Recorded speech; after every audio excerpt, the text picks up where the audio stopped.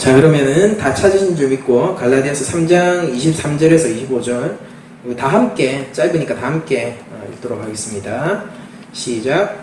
믿음이 오기 전에 우리는 율법 아래 매인바 되고 계시될 믿음 때까지 갇혔느니라. 이같이 율법이 우리를 그리스도께로 인도하는 초등교사가 되어 우리로 하여금 믿음으로 말미암아 의롭다함을 얻게 하려 함이라. 믿음이 온 후로는 우리가 초등교사 아래에 있지 아니하도다. 아멘. 오늘 말씀은 초등교사가 된 고급교사라는 제목으로 말씀을 전하도록 하겠습니다. 오늘 여러분들이 제목에서 느끼실 수 있겠지만은 오늘의 질문은 이것입니다. 율법은 왜 초등교사가 되었는가? 라는 거죠. 바울이 얘기하는 것들을 앞전에 우리가 바울의 얘기들을 살펴보면은 율법에 대해서 부정적으로 얘기를 하면서도 또 한편으로 바울은 인정을 해요. 이것이 하나님과 그러면 반대되는 것인가? 하나님의 언약과 반대되는 것인가? 하나님의 거룩과 하나님의 공의와 반대되는 것인가? 라는 질문을 할 때는 아니다라고 얘기를 하거든요. 모순되어 있는 것처럼 보이기도 합니다. 이 부분이. 그러니까 여기서 오늘 초등교사라고 우리에게 율법을 소개하면서 상당히 부정적인 뉘앙스를 주고 있죠. 이 초등교사라는 것은. 여러분들 생각해 보시면은 교사라는 것은 기본적으로 긍정적인 존재여야 되지 않습니까? 나한테 뭔가를 가르치고 바른 방향으로 나를 인도하는 것이 교사의 역할이죠. 내가 몰랐던 것을 가르쳐줄 뿐만 아니라 그런 지식적인 부분뿐만이 아니라 지혜의 부분까지 담당해 주는 것이 원래 교사의 역할이라는 것이죠. 그런데 바울은 여러분들이 갈라디아서 3장을 여러분들이 계속 한번 읽어나가 보시면은 이 초등교사의 문맥은 굉장히 부정적으로 율법을 소개하고 있다는 것을 알 수 있습니다. 그러니까 단어 자체는 긍정적으로도 부정적으로도 묘사가 될 수 있지만은 문맥 내에서 확실하게 바울이 부정적으로 묘사하는 것 같아요. 이 초등교사라고 번역이 된 헬라어 원문이 파이다고고스라는 단어인데 이건 원래 노예를 가르치는 말이거든요. 그러니까 교육을 받은 고급 노예들이 있습니다. 예전에. 그러니까 가령 예를 들어서 여러분들 배너 이런 거 혹시 생각나실지 모르겠는데 왜 노예들 중에서도 좀 급이 나누어지는 것들을 여러분들이 보실 수가 있어요. 진짜 잡일을 하는 사람이 있고 노예인데도 그 집안의 어떤 회계를 담당한다든지 아니면 고급 노예들을 관리하는 노예 같은 것들 있죠. 이런 고급 인력이 있다는 것을 알 수 있습니다. 그런 노예들은 기본적으로 교육을 받은 노예들이거든요. 교육을 받은. 그런데 이 교육을 받은 노예가 자신은 노예예요. 그런데 주인의 자녀, 즉 자기보다 상전이죠. 주인의 자녀를 보호하거나 통제하거나 훈육하고 이런 역할들을 하는 사람이 그 교육받은 노예들 가운데 있었는데 그 사람이 바로 오늘 소개된 초등교사 파이다고고스라는 사람입니다. 그러니까 이거는 선생하고 대비되는 말이에요. 헬라어적으로 보면은. 선생이 절대 아닌 선생과 대비되는 그러나 훈육하고 보호의 역할을 하는 그런 사람을 초등교사라고 부르거든요. 우리 개역 한글 성경에는 몽학선생이라는 말로 번역이 되어 있었었죠. 같은 말입니다. 그래서 이 사람들은 그 자녀의 교육을 담당하진 않아요. 교육을 담당하진 않고 이제 예를 들어서 학교까지 내가 바래다 주고 데려오고 중간에 새지 말라는 소리겠죠. 주인으로부터 그 명령을 받은 겁니다. 그리고 무슨 그런 오가는 길에 사고가 나거나 불량배들이 나타나거나 하면은 보호하고 차단하는 일들을 합니다. 그래서 나쁜 짓을 못하게 할 뿐만이 아니라 나쁜 짓을 하는 사람으로부터도 이 자녀를 보호하는 역할을 하는 게 초등교사의 역할이죠. 초등교사는 기본적으로 긍정적인 역할을 하는데 이때 당시 시대에는 초등교사라는 어감이 부정적으로 쓰였다라는 그런 문헌적인 어떤 결과들이 있거든요. 그러니까 긍정적인 역할을 함에도 선생이 아니기 때문에 그 한계성 때문에 부정적인 역할로 그래서 자녀들 사이에서 막 이런 거 있잖아요. 여러분들 생각해 보세요. 고등학교 때 담임 교사라는 것은 굉장히 우리한테 선한 역할을 하는 교사죠. 그런데 우리는 고등학교 다닐 때 담임을 부정적으로 부른단 말이에요. 우리 담탱이 하면서. 그런 식의 어감인 거죠. 그러니까 부정적으로 이렇게 긍정적인 역할을 함에도 부정적인 어감으로 이 초등교사라는 게 불렸었던 거죠.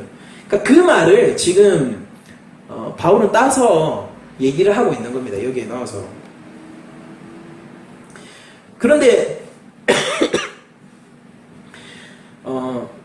율법은 원래는 긍정적인 거잖아요.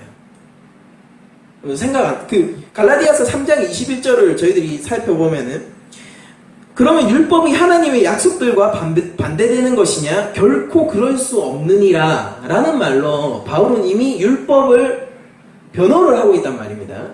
그리고 로마서를 통해서도 우리들이 알 수 있는 것은 율법이 원래는 선한 것이다 라는 것을 우리들이 잘 알 수 있습니다. 근데 왜 바울은 율법을 초등교사라는 말로 격하할 수밖에 없었는가? 율법이 그 선한 역할은 놔두고 왜 부정적인 기능을 확대해서 갈라디아 교인들에게 보여줄 수밖에 없었는가? 왜 바울은 긍정적인 율법을 부정적으로 표현할 수밖에 없었는가? 이런 질문들이 우리한테 생기는 것이죠. 오늘 그거에 대한 답을 한번 찾아보려고 합니다. 그렇게 하기 위해서는 율법이 구약에서 나온 거 아닙니까? 그러면은 구약에서 얘기하는 율법이 무엇인지를 우리가 먼저 알 필요가 있습니다. 구약에서는 율법에 대해서 얘기를 할 때 세 가지 용도를 가지고 율법을 얘기해주고 있습니다. 율법이 담당하고 있는 기능은 이제 첫 번째로는 정치적인 용도입니다. 그 용도 세 가지를 제가 말씀드리면, 정치적인 용도, 때로는 시민적인 용도라는 말로도 쓰이죠. 이 정치적인 용도가 첫 번째고, 두 번째는 신학적인 용도로 쓰여요. 신학적인 용도. 그리고 세 번째는 규범적인 용도로 쓰입니다. 이거를 제3의 용도라는 말로도 쓰이는 거예요. 그래서 제가 다시 한번 말씀드리겠습니다. 정치적 용도, 시민적 용도라고도 불립니다. 그리고 신학적인 용도, 그리고 세 번째로는 규범적인 용도, 제3의 용도라고도 불리는 율법의 역할이죠. 하나하나 한번 살펴보도록 하겠습니다. 율법은 첫 번째로는 정치적인 용도를 써요. 그러니까 우리가 지금 대한민국을 살아가려면은 법 가운데서 살아가게 되죠. 고속도로에서 내가 110km를 넘으면은 과속인 거예요. 그거는 내가 마음에 안 든다고 이 사람을 딱 치면은 그러면 폭행죄인 겁니다. 그런 법이 있죠. 법은 사회를 통제하고 질서를 수호하는 역할을 합니다. 율법이 최초에 주어졌을 때 이스라엘 백성 사이에서 그런 역할을 한 거예요. 그러니까 여러분들 잘 생각해 보세요. 바리새인들이 율법을 잘 지켰다라고 얘기를 하는 것은 단순히 내가 좋은 신앙생활을 하고 있다라는 의미뿐만이 아니라 사회적으로도 존경받을 만한 충분한 이유가 됐던 거예요. 왜냐하면 율법은 곧 사회법이기도 하니까요. 바리새인들이 율법을 잘 지킨다는 것은 지금으로 치면은 법 없이도 살 사람들인 거예요. 법 없이도 살 사람들. 율법이 첫 번째 기능이 그런 사회적 기능을 가지고 있기 때문입니다. 그래서 범죄를 제한하는 거예요. 첫 번째 기능은 범죄를 제한하고 사회적 정의와 의를 지키는 용도로 첫 번째 율법이 쓰이고 있습니다. 갈라디아서 3장 19절을 보면은 우리가 이미 익히 본 것이죠. 그런즉 율법이 무엇이냐? 범법함으로 더해진 것이라 라고 얘기를 하고 있습니다. 그러니까 그 죄를 제어하는 역할을 첫 번째로 하는 겁니다. 죄를 통제하고 다스리면서, 그러니까 여러분들 한번 떠올려 보세요. 누군가가 자동차를 타고 가다가 뭐 위협 운전이나 뭐 이런 것 때문에 시비가 붙었다라고 생각을 해보십시오. 빵빵 했어요. 딱 내렸어. 야, 너 손가락 까딱까딱 이래서 구석에서 세우고 두 사람이 딱 내렸습니다. 그러니까 시비가 막 붙었어요. 시비가 점점 격해지고 도저히 두 사람의 감정으로 통제가 되지 않을 때 한 사람이 경찰을 부릅니다. 야, 경찰 불러. 경찰을 부르면은 그 한 사람은 어떻게 됩니까? 112 누르면은 그러지 마 이러면서 차 타고 가죠. 경찰 부르던 사람도 이제 그때 돼서 이제 전화를 끊을 수 있는 거예요. 이거는 싸움을 중재하고 상대방을 해하는 것은 이제 억제를 했지만은 이게 정말로 자발적으로 내가 그 덕을 사랑하고 의를 사회적 정의를 지켜야겠다 이렇게 해서 그걸 억눌러서 이렇게 발생된 상황은 아닙니다. 지금 당장 짜증나고 저 사람을 지금 당장 때려주고 싶지만은 법에 의해서 그런 나의 분노가 제어를 받고 있는 거죠. 이게 바로 율법의 기능입니다. 그런데 이 율법은 바울의 표현에 의하면은 갈라디아서 19절이에요. 3장 19절. 천사들을 통해서 모세에게 주어진 것으로 바울은 얘기를 하고 있거든요. 그러니까 율법은 중간 단계가 있는 겁니다. 하나님이 천사를 보내요. 이게 첫 번째 중간 단계죠. 우리한테 오려면은 또 모세를 거쳐서 오는 거예요. 이런 중간 단계들을 굳이 강조해서 갈라디아서에서 바울이 적었단 말이에요. 그런데 복음이라는 걸 생각해 보십시오. 복음이 뭐예요? 삼위 하나님이신 성령님께서 직접 내 마음에 역사하시는 것이 바로 복음이라는 거예요. 중간 단계가 없죠. 생략되어 있습니다. 뭐 이런 점에서부터 벌써 우리가 율법이 복음에 비해서 얼마나 하등한가 뭐 이렇게 표현해도 될지 모르겠지만, 그러니까 확실한 건 복음이 훨씬 더 우월한 것이라는 것을 우리가 잘 알 수 있죠. 그렇게 율법은 첫 번째 사회적 기능을 담당하게 되는데, 두 번째로는 이게 단순히 사회적 기능만을 담당할 뿐만이 아니라 신학적인 기능이 있어요. 종교적인 기능이 있다라는 얘기입니다. 루터가 이거를 강조하면서 종교개혁을 일으켰거든요. 이 종교적인 기능, 신학적인 기능은 뭐냐면은 인간이 부패한 본성 속에 있다, 인간은 죄인이다 라는 것을 고발하는 기능이 가지고 있습니다. 율법은 그 사람을 정죄해요. 그렇기 때문에 법에 의해서 사람들이 공포를 느끼게 되죠. 그리고 그 법 아래에서 법을 지키게 되는 것이죠. 그런데 그럼에도 불구하고 율법은 사람을 계속 정죄하고 죄를 고발하고 너희들은 거룩하지 않아 라고 얘기를 하고 있기 때문에 이 신학적 용도에 의해서 사람들은 늘 억압받고 마치 감옥에 갇힌 것처럼 율법 아래에 갇혀 있을 수밖에 없게 되는 것입니다.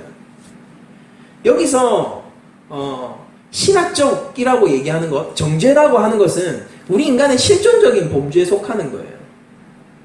그러니까 단순히 이론적으로 무슨 법의 체계로서 너는 이것 못 지키니까 그러면 죄인의 분류야 라고 얘기를 하는 게 아니라, 이 신학적 기능이라는 것은, 이 율법은 우리의 마음을 때리는 거예요. 루터가 그것 때문에 하나님을 믿게 됐다고요. 율법 아래에서 정죄를 받고. 루터는 원래 총망받던 사람이었습니다. 얼마든지 다른 좋은 것들을 할 수 있었는데 왜 하필 수도사가 되었는가? 어느 날 같이 친구와 함께 길을 걷고 있다가 친구가 번개에 맞아 죽었어요. 길에서 번개에 맞아 죽었다고요. 죽음의 공포를 느끼기 시작하는데, 거기서 루터가 깨달은 것은 나는 죄인이다라는 거예요. 나는 죽어도 그 미래가 보장되어 있지 않다라는 게 루터를 괴롭혔습니다. 그래서 그걸 해결하기 위해서 수도사로 들어간 겁니다. 사제의 직분을 행하면서 루터는 더욱더 절망하게 됩니다. 수도원에서 엄격적인 금욕의 생활, 여러분들 지금 생각하는 금욕 이런 거와는 뭐 차원이 다른 거죠.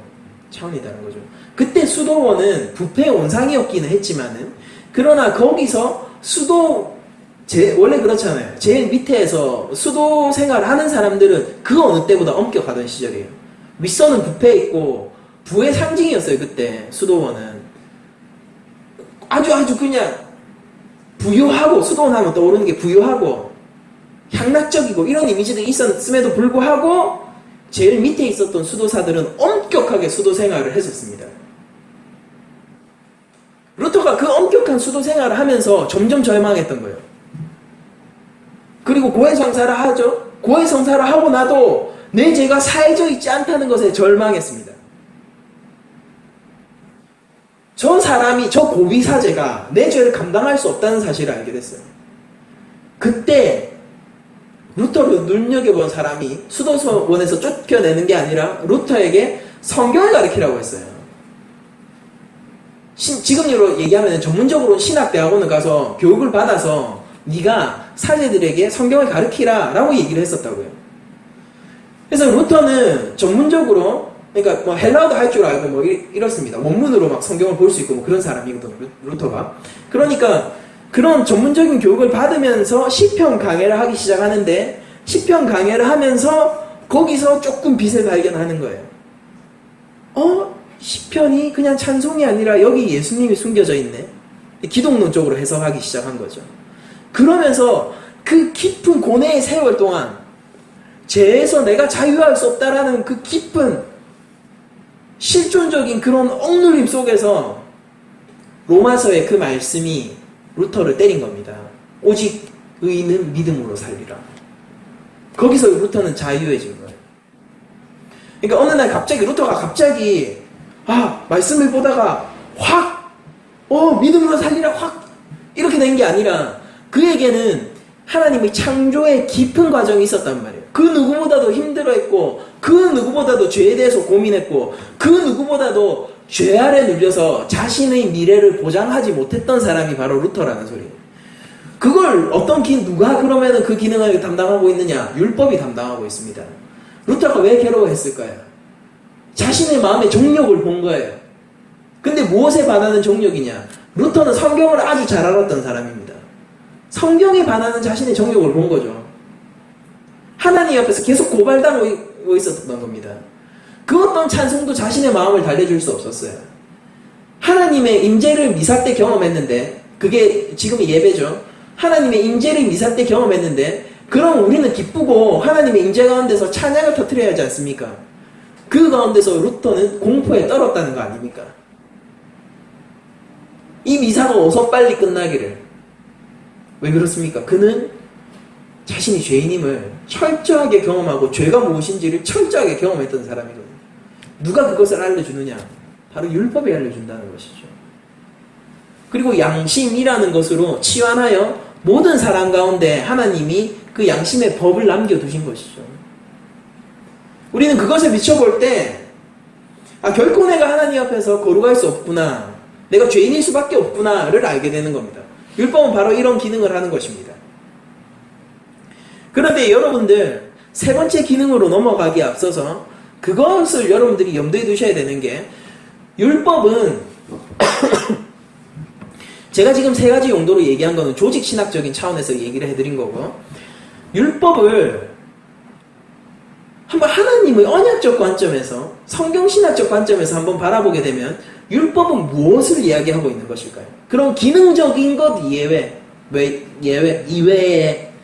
율법이 뭘 얘기하고 있을까요? 율법은 이스라엘에게 예수님을 가르쳐주는 도구였어요. 그들에게 믿음을 주기 위한 율법을 주는 것이 아니라 율법을 통해서 믿음을 설명하려고 하나님이 주신 거란 말이에요.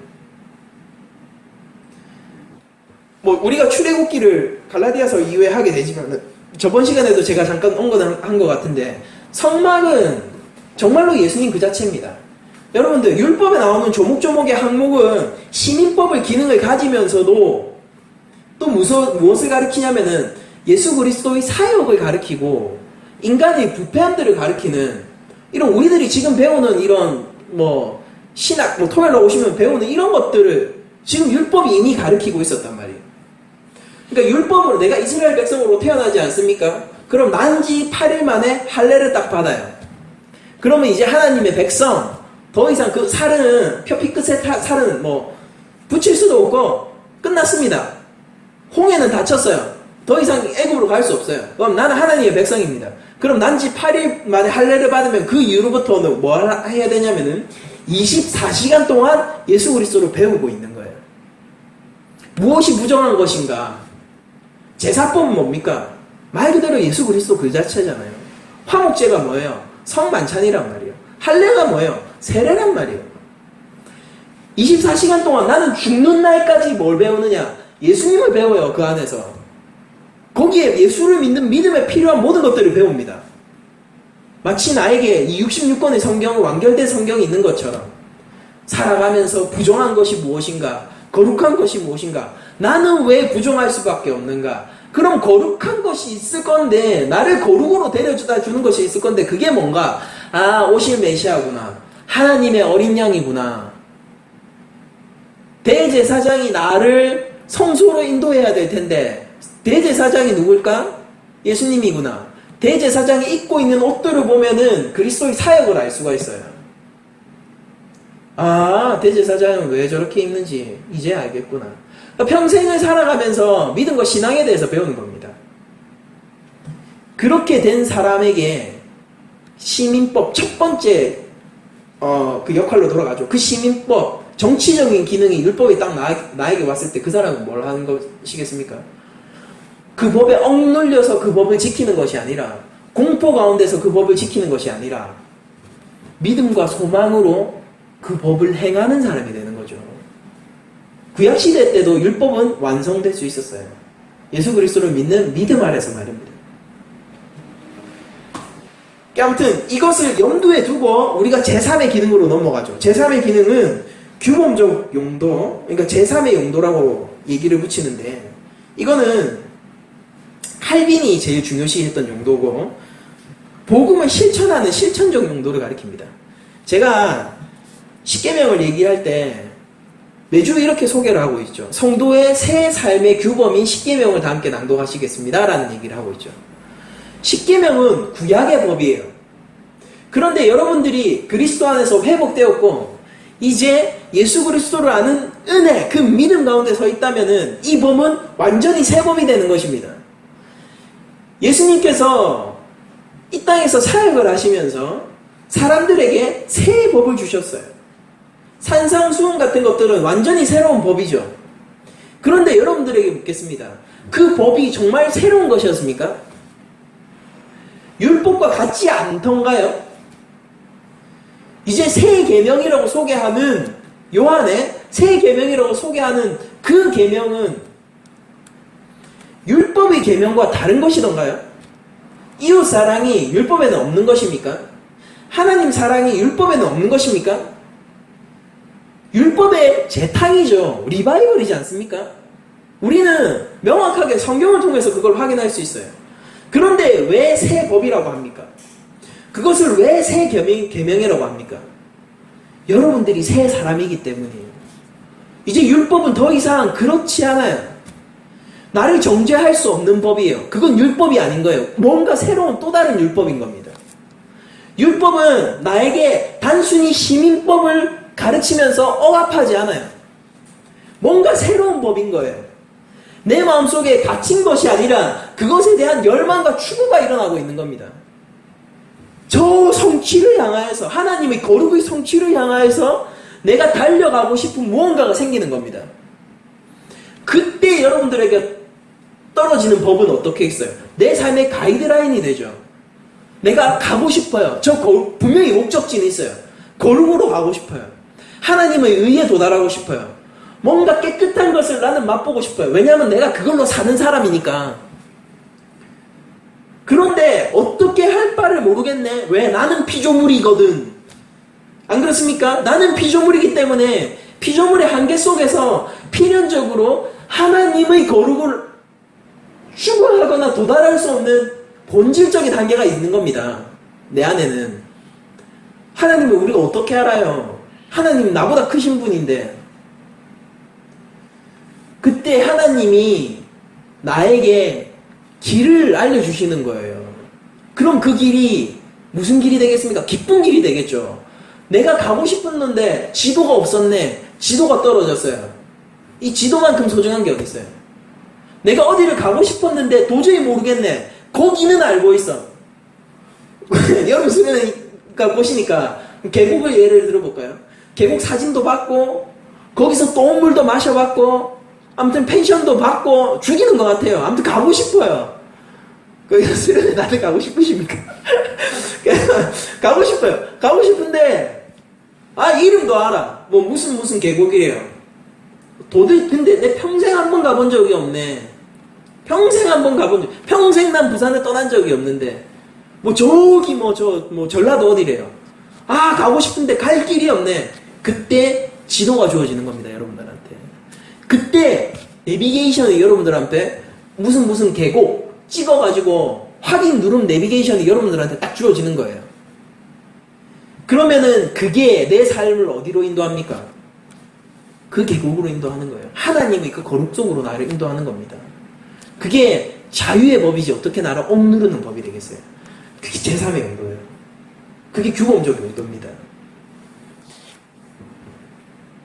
중생자는 죄의 지배에서 완전히 자유롭고 죄가 법정적으로 그 사람을 정죄할 공식적인 힘이 아무것도 없습니다.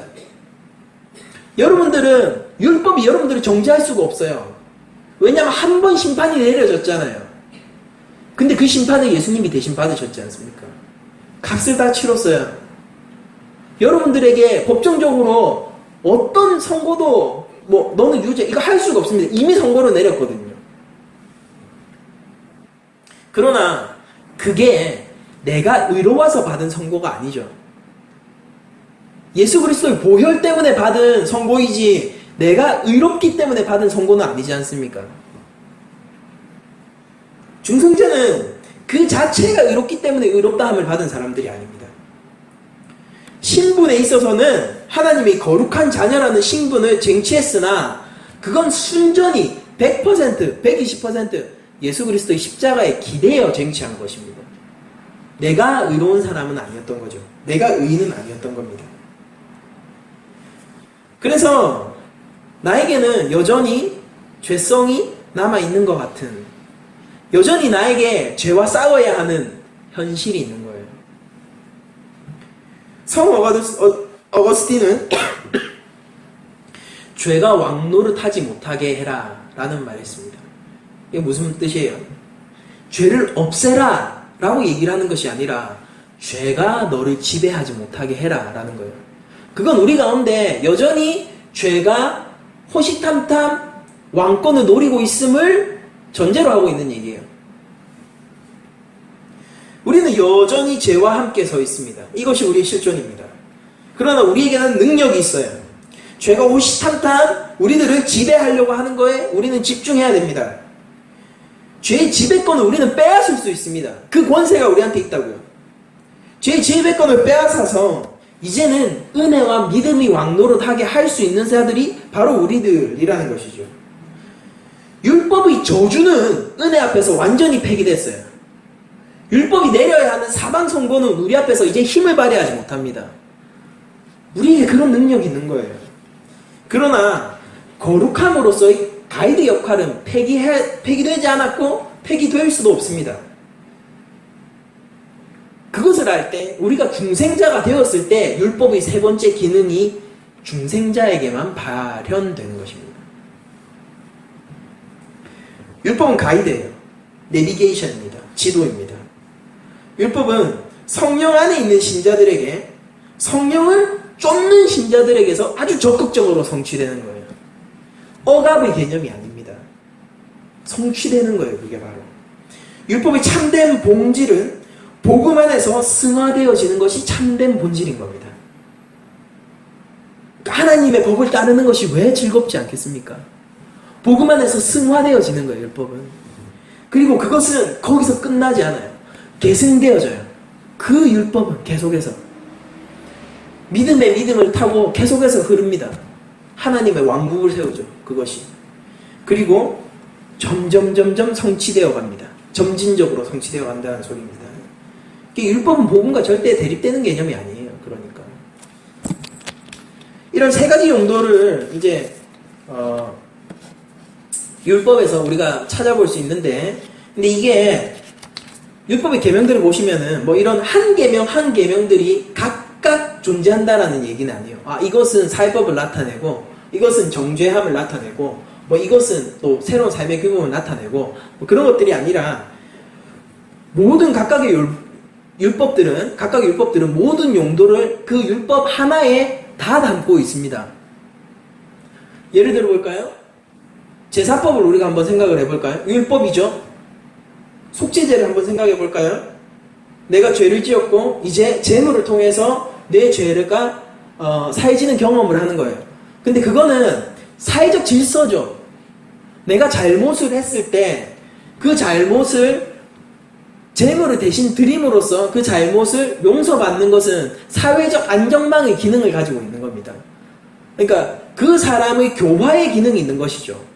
자신의 죄를 스스로 고백하고 내가 죄가 있음을 누가 말하지 않아도 내가 뭔가 아직 모자란 사람임을 스스로 인지하고 이제 거기 가서 내가 제사를 드리는 건 뭐예요? 내가 회개를 하고 그 일을 하지 않겠다라는 무언의 어떤 그 약속이 담겨 있는 것이죠. 그러니까 사회적 기능을 하는 거예요, 그거는. 그런데 또 생각을 해보면은 제사가 존재한다는 것은 죄가 있으면 안 된다는 것인데 내가 죄가 있어서 제사를 드리러 갔어요, 속죄제를. 그러면은 그거는 두 번째 기능, 정죄의 기능을 하죠. 신학적 기능을 합니다. 근데 세 번째 기능으로 그게 곧 바로 넘어갈 수 있죠. 무엇입니까? 오신 메시아를 믿는 믿음 위에 있을 때 아브라함이 그 믿음으로 구원받았지 않습니까? 그럼 그 이후의 사람들이 왜 그 믿음이 없었겠어요? 구약 백성들이 왜 그 믿음이 없겠습니까? 예수님을 믿는 그 믿음이 왜 없었겠습니까? 그 믿음을 가진 자에게는 내가 찢거든요? 양의 목을 내가 따고 각을 내가 뜨거든요? 제사장은 그거를 제단 앞으로 가져가는 역할을 하는 거예요. 내가 목을 따고 내가 해체를 합니다. 내 죄 때문에 얘가 죽고 있어요. 예수를 믿는 믿음 아래서 그 사람은 뭘 보겠습니까? 오셔서 나를 위해 찢기신 메시아를 보는 겁니다. 근데 그걸 누가 죽였어요? 내가 죽었네. 구약 백성들이 어쩌면은 예수 그리스도를 십자가에 못 박은 것이 누구입니까? 라고 얘기할 때 우리는 이제 다들 얘기하잖아요. 내가 못 박았네 라고 얘기를 하지만은 그것을 훨씬 처절하게 느꼈을 사람들은 이스라엘 백성이었을지 몰라요. 내가 그 목을 따고 비명을 지르고 고통스러워하는 그 짐승을 각을 떠서 그 부위별로 쪼갠다라는 소리입니다. 뭐 등심, 안심 이런 식으로 부위별로 찢어가지고 갈갈이 채워진 그것이 그 제단 앞에서 타올라 버리는 것을 눈으로 목격하는 거예요. 내 죄가 저렇게 참혹한 것인가? 저런 가치를 요구하는 것인가? 근데 그걸 매번 요구하잖아요. 율법은. 죄라는 것이 이렇게 끊이지 않는 것인가? 근데 나에게 소망이 있네. 십자가에 오실, 그때 십자가는 몰랐겠지만 오셔서 영원한 제사를 드릴 그 메시아를 믿는 믿음으로 나는 사네. 그 사람이 왜 없었겠어요? 아브라함이 그것으로 구원을 받았는데 그 사람에게 제3의 용도가 되는 겁니다. 제사법은. 우리에게 그렇게 돼야 돼요. 그러니까 율법은 전체로서 하나를 지향하고 있는 어떤 툴 같은 거예요. 율법은 그리스도의 구속을 가리키는 모형으로서 여전히 작용하고 있습니다. 그리고 이 율법은 어떻게 완성되는 거예요? 그리스도가 오셔서 그 구속을 완성할 때 완성이 되는 겁니다. 율법이. 이게 율법이에요. 그러니까 이스라엘의 율법은 여러분들 느껴지십니까? 이거는 문자 그대로 지키는 법이 아닙니다. 그건 하나의 거대한 패러다임이에요. 이스라엘의 율법은. 우리가 흔히 말해서 율법의 정신을 계승해야 된다고 하죠. 율법의 항목, 조항을 계승해야 된다는 말은 우리들이 하지 않죠. 그런데 율법의 정신을 계승해야 된다는 얘기를 합니다. 그게 무슨 소리예요? 율법이 하나로서의 패러다임으로 기능을 한다는 소리거든요. 그러니까 구별된 거룩함의 모범이 뭔가 율법을 보면서 알 수 있어요. 할례를 안 들었을 것 같아요. 다른 민족들은 할례를 구별된, 제가 얘기를 해드릴게요. 할례는 고대 근동 지방, 거기서 교류가 있었던 뭐 지방까지 하면은 뭐 구스 지방, 지금 현재 이디오피아죠.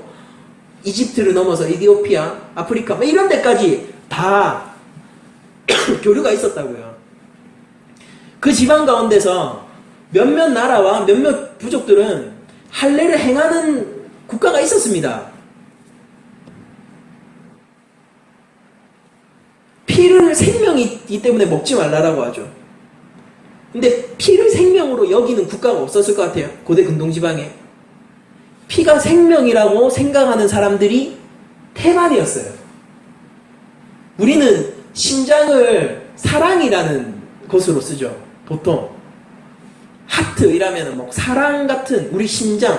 근데 심장이 사랑의 기능을 수행합니까? 뇌가 호르몬을 분비하고 막 그러죠. 근데 우리는 그런 상징으로 쓰지 않습니까? 우리 이 시대 사람들은 심장하고 뭐 하트 이러면은 요 하트 모양 이거 사랑을 의미해요. 그때 근동지방에서 피는 생명을 의미했습니다.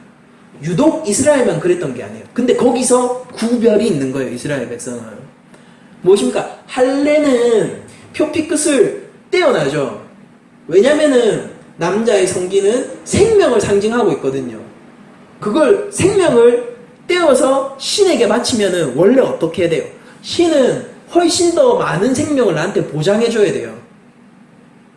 2보 전진을 위한, 3보 전진을 위한 1보 후퇴의 개념입니다. 그런데 이스라엘의 할례의 개념은 뭐예요? 그냥 너 내 거 이거예요. 인침이에요, 인침. 개념이 완전히 다른 거예요. 뭐 내가 뭐 준다 말다 그런 거 없어요. 아, 너 내 거. 모든 생명은 내 거. 생명 너 나에게 있는 거야.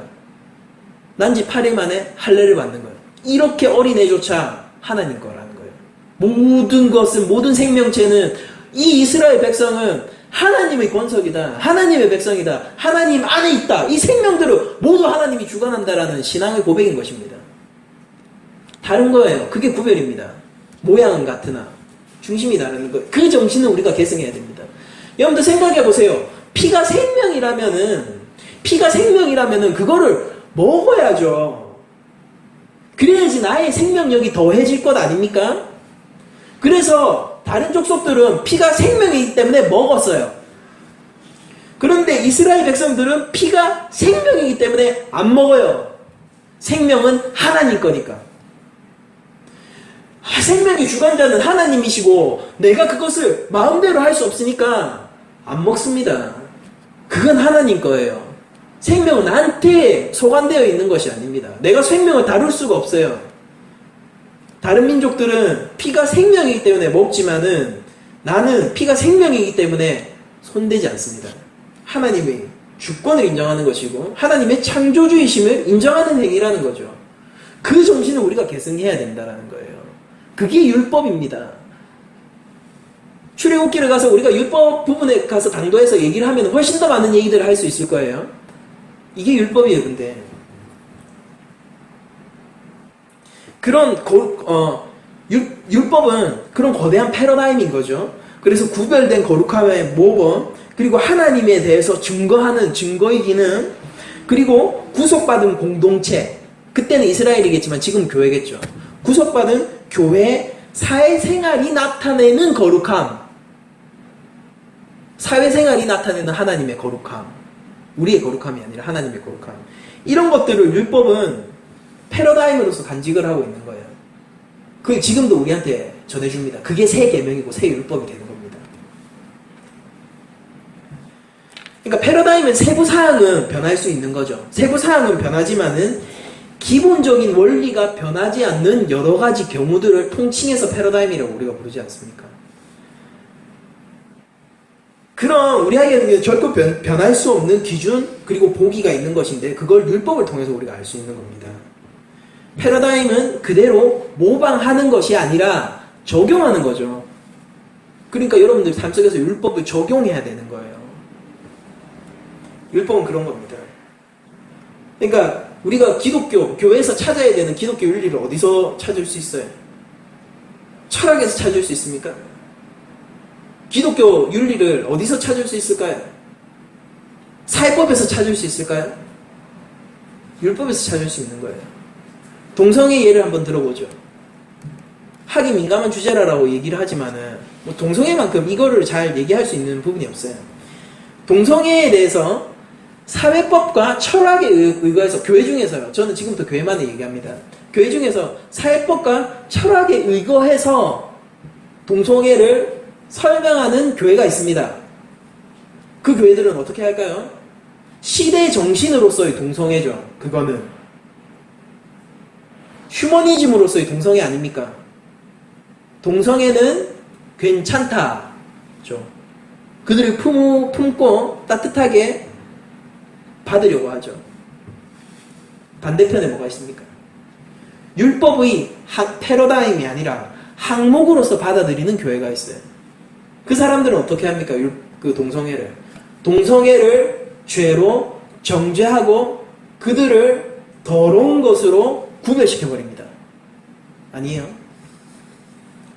그런데 율법의 패러다임을 받은 교회는 어떻게 해야 될까요? 동성애가 죄임을 지적하지만은 또 뭘 합니까? 내가 그보다 더한 죄인이라는 것을 동시에 고백하는 사람들이 있어야 되는 거예요. 교회 안에서. 동성애를 얘기하면서 느껴지는 교회의 무례함, 이건 제가 무례함이라고도 불러도 좋을 것 같아요. 교회의 무례함 중에 하나가 뭐냐면은 그들을 가르고 정죄함으로써 그들을 괴물 취급함으로써 내가 깨끗함을 나타내는 바리새인의 시선을 저는 가끔씩 봅니다. 교회 안에서. 그게 교회에 있어야 할 장소일까요? 시대 정신에 휩쓸려서 그렇게 얘기하는 게 훨씬 더 똑똑해 보이니까, 훨씬 더 합리적이어서 보이니까 동성애를 괜찮다라고 옹호하는 사람도 있어요. 그것이 성도입니까? 동성애는 죄예요. 그러나 우리는 그보다 더한 죄인입니다. 그 인식이 있습니까? 그들을 보면서 그들을 한 영혼으로 대하지 못한다면은 언제까지나 정죄가 될 거예요. 그 사람들도 교회가 품어야 하는 영혼입니다. 몸이 불편한 장애인에게는 우리 마음이 쉽게 열려요. 딱 봐도 그 아픔이 공감되잖아요. 돈이 없어가지고 힘들어하는 노숙자에게는 우리가 마음이 금방 열려요. 딱 봐도 그 아픔이 공감되잖아요. 동성애는 향락적으로 비치죠, 우리한테. 쾌락적으로 비치지 않습니까? 마음이 안 열리는 거예요. 죄에 집중하십시오. 그들을 삶을 망쳐가고 있고, 죄가 그들의 삶을 영원한 영벌로 인도하고 있는 것을 본다면은, 근데 내가 그 가운데서 구원받았고, 내가 예수 그리스도를 복음으로 말미암아 살았다라고 한다면은 태도가 좀 달라질 거예요. 동성애를 바라보는 태도는. 그게 교회가 취해야 하는 태도입니다. 동성애자를 버릴 겁니까, 교회에서? 가끔씩 버릴 것처럼 하는 사람들이 있어요. 교회에서 버릴 수 있는 영혼은 없어요. 살인자한테도 찾아가잖아요. 목사님들이 그것 때문에 나 뭐라고 하는 사람도 봤어요. 야, 저 죽어야 돼. 뭐 저런 악질 범죄자들한테도 교회가 가가지고 그 힘든 상황이니까 마음 녹여서 그렇게라도 막 종교를 전파한다 뭐 이러면서 욕하는 사람도 저 봤어요. 제 앞에서. 전도사 앞에서. 저 가만히 있었는데 살인자한테도 찾아가는 게 교회입니다. 우리가 그리스도를 죽였잖아요.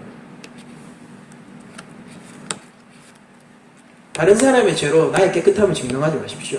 바리새인들이 하는 거예요.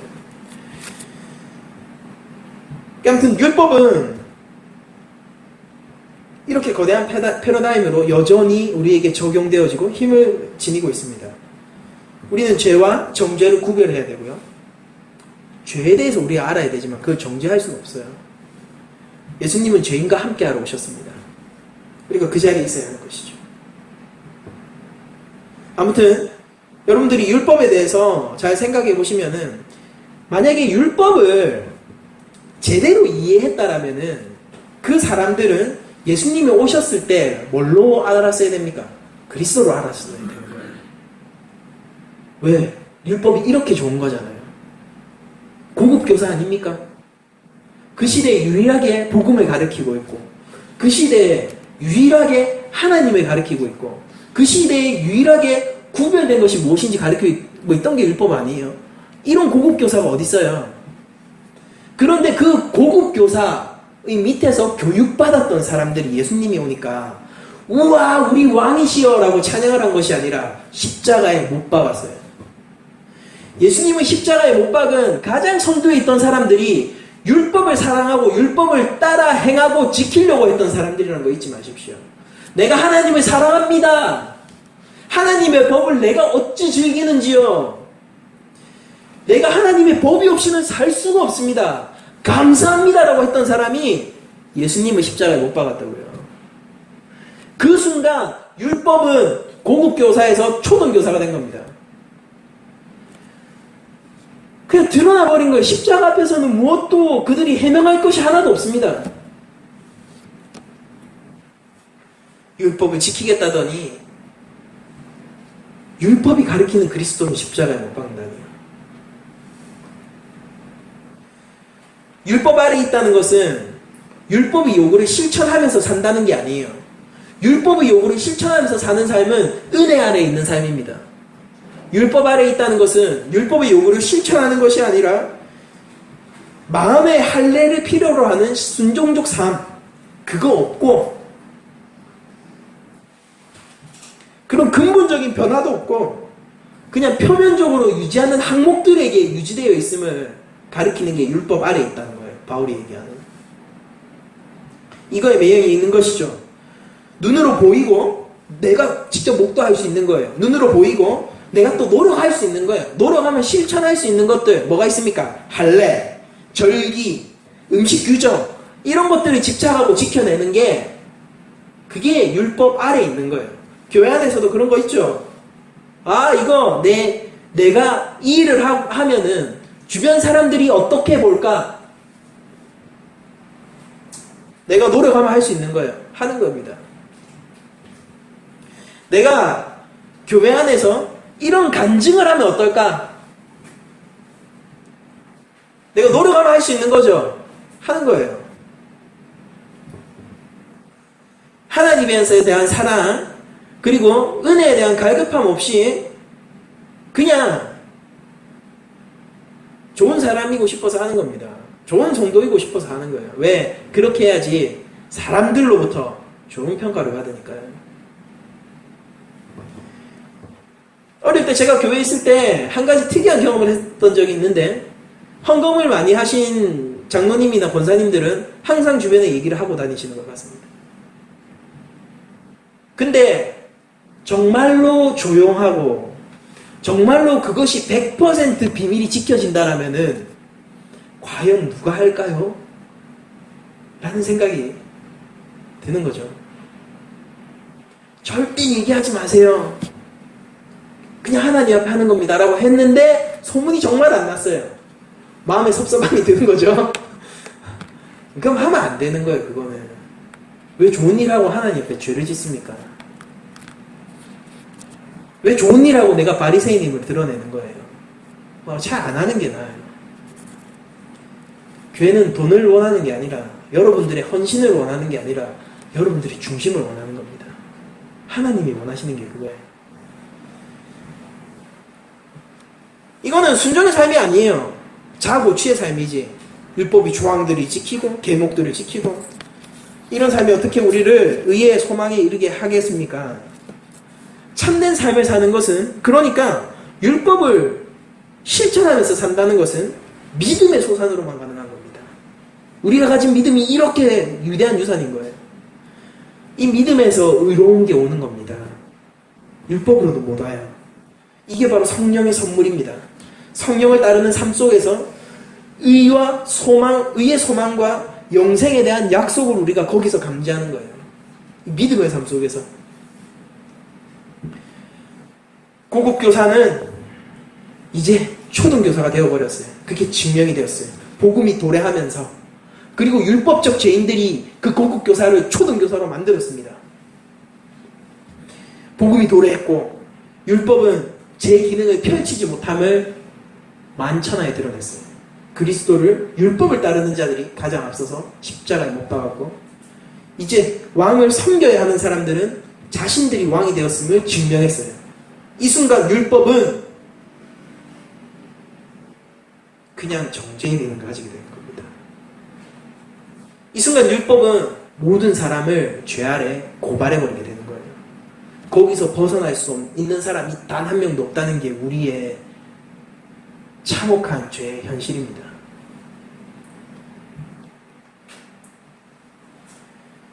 율법은 그 자체로는 의롭진 않은 죄된 인간 앞에서는요. 죄된 인간 앞에서는 초등교사 10과밖에 못하는 거예요.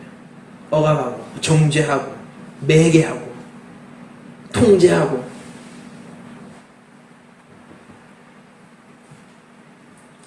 율법은 의롭기 때문에 그렇게 기능을 하는 것이죠.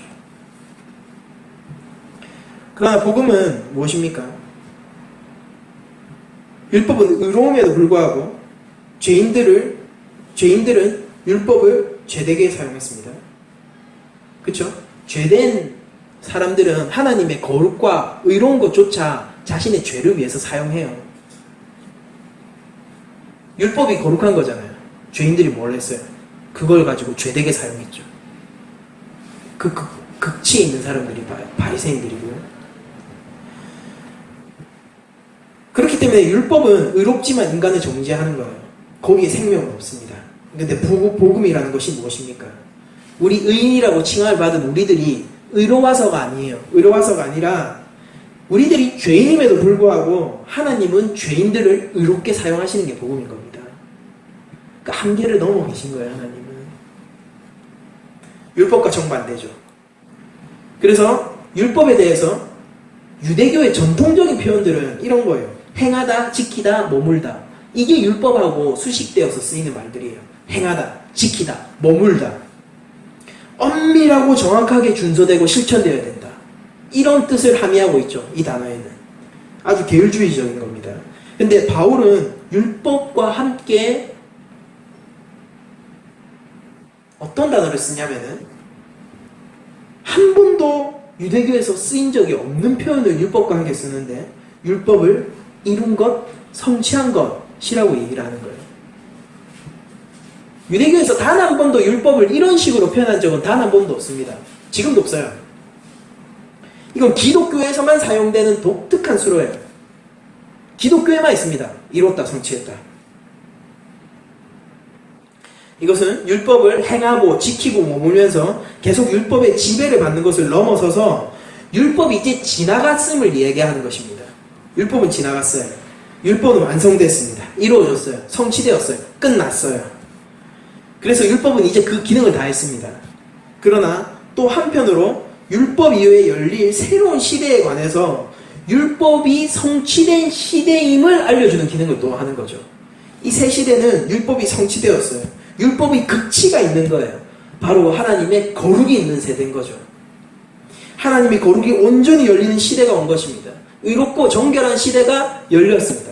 그게 바로 어디에서 열렸느냐? 여러분들의 한 영혼 가운데서 열려 있습니다. 성령을 통해서 오신 거예요. 그게 바로 성령의 시대를 나타내는 것이고 믿음의 시대를 나타내는 것입니다. 우리는 결국 성령 안에서 살아야 되는 거예요. 성령 안에서 성령을 쫓는 삶을 살아야 합니다. 주님의 말씀을 순종하는 것을 율법적인 계명들을, 조항들을 지키는 것으로 여러분들이 생각했다면 오산입니다. 그것으로는 여러분들이 하나님의 말씀을 지킬 수가 없어요. 여러분들은 성령 안에서 성령을 쏟는 삶을 살아야지 여러분들은 율법의 요구를 충족할 수가 있는 겁니다. 여러분들 안에 믿음이 있습니까? 예수 그리스도를 믿는 믿음이 있습니까? 날마다 십자가 앞에 서 있나요? 십자가 앞에서 여러분들이 죽고 다시 사는 삶을 여러분들은 매 순간 반복하고 있습니까? 그것이 율법의 요구를 지키는 삶이에요.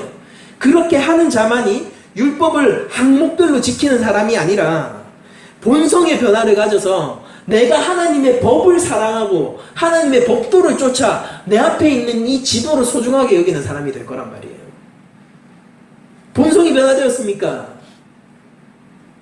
뭘 얘기하는 거예요? 죄인이던 여러분들이 예수 그리스도를 십자가를 믿어 의인이 되었음을 믿습니까? 내가 예전에는 이런 화도 많고 이런 사람이었는데 이제 예수 믿고 나서 내가 좀 온건한 사람이 됐어. 이게 본성의 변화를 얘기하는 걸까요?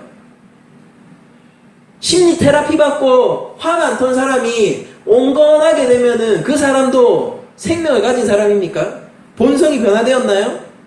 사망에서 생명으로 옮긴 이 변화, 죄인에서 의인으로 변하는 이 변화, 이 본성의 변화 위에 여러분들이 생각하는 그 본성의 변화가 함께 있는 겁니다.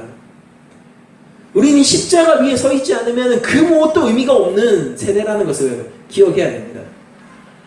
십자가의 그 은혜와 하나님은 그 사랑에 서 있지 않고 본성의 변화를 기대할 수 있는 사람이 누가 있어요? 단순히 뭐 무슨 내 안에서 조금 심리적인 변화가 일어났다, 이런 것들로 본성의 변화를 만족하지 마십시오. 생명으로 나아가십시오. 하나님의 거룩을 추구하세요. 하나님의 의를 잡으십시오. 그것을 열망하십시오. 십자가 앞에 서는 것이 여러분들에게 기쁨의 순간이 되도록 하십시오. 그게 바로 우리를 율법의 요구를 지켜 준행하며 이제 초등교사가 아니라 새 계명, 새 율법을 지키는 진정한 하나님의 자녀가 되는 지름길, 유일한 길이라는 것입니다. 율법을 항목별로 지금도 그래요. 어떤 것들을 그냥 시대 정신에 비추어서, 그냥 사회법에 비추어서 항목별로 여러분들이 이런 것들은 좋은 것, 저런 것들은 나쁜 것, 이런 식으로 여러분들 판별하는 그 순간을 버리십시오. 그렇게 되면은 중요한 성경에 맞서는 어떠한 시대 정신이 몰려올 때 그것을 그냥 여러분들은 100% 수용해 버릴 거예요. 성경은 율법도 아니고 그런 사회법도, 양심이죠, 사회법도 아닌, 윤리학도 아닌 그 어딘가에 있습니다. 그 좌표를 어떻게 찍으시겠어요? 성경을 보세요. 율법의 패러다임을 익히십시오. 율법이 무엇을 이야기하신가를 믿으세요. 하나님이 일반 은총으로 사람들에게 여러 것들을 주셨고, 여러 법들을 주셨고, 여러 윤리들을 주셨고, 여러 도덕들을 주셔서 이 사회의 질서를 안정케 하지만은 하나님이 직접 이를 열어서 하나님의 법도를 설명하신 것은 율법이 유일합니다. 이것이 의미가 없을까요, 우리에게? 이것이 왜 의미가 없을까요? 하나님이 한번 입을 열었는데 그것을 다시 닫아야 할까요, 우리가? 하나님이 한번 뱉은 말씀을 우리가 다시 폐해야 할까요? 아니에요. 율법은 지금도 여러분들 가운데 있습니다. 우리들 가운데 있어요. 내 삶을 지배해야 돼요. 근데 그 율법은 믿음 안에서만 유효합니다. 그리스도 안에서만 유효해요. 그것이 안 되면은 그게 왜 그 율법은 여러분들을 죽일 겁니다. 그러나 여러분들이 믿음 위에 서 있다면은 초등교사가 아니에요. 여러분들이 그 십자가 위에 서 있다면은 율법은 여러분들을 거룩으로 인도하는 거룩한 좌표가 되어줄 거예요. 율법은 의로운 것입니다.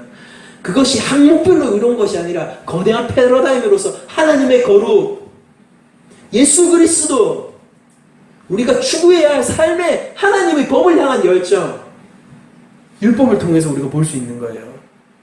그 율법을 소중하게 여기되 십자가 위에서만 그 율법의 효력이 있다는 것을 분명히 아셔야 됩니다. 이게 우리 기준이에요. 그렇게 세상의 여러 가지 이슈들을 바라볼 때 우리들은 정확한 좌표를 찍을 수 있습니다. 동성애가 그랬죠. 주여 저들을 불쌍히 여기소서. 죄인이라 그 소리예요. 근데 주여 내가 주님 앞에 더 죄인입니다. 바울은 내가 죄인 중에 괴수라는 고백을 했어요. 많은 사건과 이슈들을 대할 때 여러분들 그 고백이 나옵니까? 쉽지 않은 일이에요. 그러니까 믿음의 싸움이 결코 쉽지 않은 일이에요. 이 하나님한테서의 믿음의 삶이 외형적으로는 인간의 도덕률과 일견 겹치는 부분이 있을지 몰라도 당연하겠죠. 그것도 하나님으로부터 온 거예요. 모든 것을 창조하신 이는 하나님입니다. 일견 그 도덕률과 겹치는 부분이 있을지 몰라도 중심의 문제에서는 전혀 다른 삶이에요. 피를 생명으로 여기는 것은 고대 진방에서 흔했습니다. 그러나 그렇기 때문에 피를 먹을 것인가, 피를 안 먹을 것인가는 전혀 다른 중심의 문제예요. 외형의 문제가 아니죠. 이 사람은 피를 먹으니까 거룩하고 저 사람은 피를 먹으니까 거룩하지 않고 저 사람은 피를 안 먹으니까 구별됐네. 외형의 문제가 아니죠. 하나님을 생명의 주관자로 인식할 것인가 말 것인가라는 중심의 문제인 거예요. 외형적으로 도덕률을 추구하십시오. 하나님으로부터 온 거 맞아요. 그런데 율법의 요구는 무엇이냐면은 중심의 문제를 요구하는 것입니다. 하나님의 법도가 요구하는 게 뭔지 아세요? 중심의 문제를 요구하는 겁니다. 여러분들이 노력하면은 지킬 수 있는 것들이 있어요. 여러분들이 노력해서 변할 수 있는 것들이 있어요. 그것들에 대해서 추구하세요. 좋은 거예요. 그런데 본성의 변화, 중심의 변화는 성령을 통해서만 가능합니다. 성령 안에 계세요. 성령 안에. 성령을 쫓아 사십시오. 성령 충만한 삶을 사십시오. 그것을 위해서 기도하세요. 율법의 패러다임이 결국은 하나님, 이웃사랑으로 요역되는 자기 희생적 삶이거든요. 섬김의 삶. 성도는 경건의 삶에 대한 실천이 있어야 하는 것이죠. 이제 마무리 짓겠는데요. 율법은 하나님이 거룩한 것입니다. 그러나 율법은 결코 우리들을 자유롭게 하지 못해요. 우리가 죄인이기 때문입니다. 그래서 율법은 믿음이 오기 전까지 있는 것이고 계시될 믿음의 때까지 있는 거예요. 23절의 말씀이죠. 그런 우리들을, 율법 아래 갇힌 우리들을 믿음만이 의롭게 할 수 있습니다. 그게 24절이죠. 그래서 우리는 믿음이 온 이후로는 율법 아래 있지 않습니다. 무엇 아래 있습니까? 새 계명 아래 있어요. 새 율법이죠. 율법의 요구를 정말로 지킬 수 있는 사람들이라는 거. 이것을 여러분들이 마음속에 새기고 한 주간도 성령을 쫓아 살아. 성령 안에서 율법의 요구를 중심으로 이행할 수 있는 우리 낮은 자리 교회 성도 여러분들이 되시기를 축원합니다.